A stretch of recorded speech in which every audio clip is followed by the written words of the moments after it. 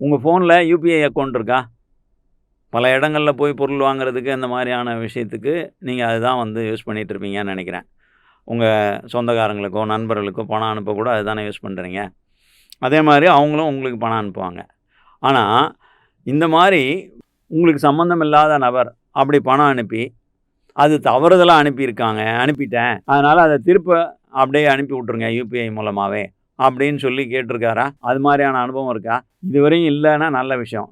ஆனால் இதுக்கு மேலே அப்படி ஒரு அனுபவம் வந்ததுன்னா உடனே நீங்கள் உங்கள் யூபிஐலேருந்து அவருக்கு பணத்தை திரும்ப அனுப்பிடாதீங்க.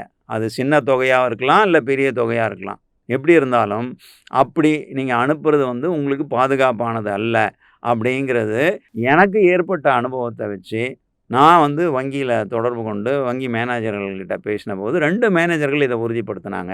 அதுக்கப்புறம் அந்த மேனேஜர்கள் சொன்ன வழிமுறைப்படி அந்த பணத்தை நான் திரும்ப அனுப்பினேன். நம்ம பணம் இல்லாத நம்ம வச்சுக்கணும்னு அவசியம் இல்லை. அதை திரும்பி கொடுத்துட்றோம் அப்படிங்கிறது வந்து நம்மளோட தனிப்பட்ட ஒரு குணம். அது வந்து நீங்கள் கடைப்பிடிங்க, அது தப்பு இல்லை. ஆனால் அதே வழியில் வந்து அவசரப்பட்டு அந்த பணம் யாருக்கு திரும்ப அனுப்பப்படுதுங்கிறதும் அந்த ஆள் பின்னணியும் தெரியாமல் நீங்கள் பணத்தை அனுப்பினீங்கன்னா சிக்கலில் மாட்டுறதுக்கும் வாய்ப்பு இருக்குது அப்படின்னு சொல்லி வங்கி தரப்பில் சொல்கிறாங்க.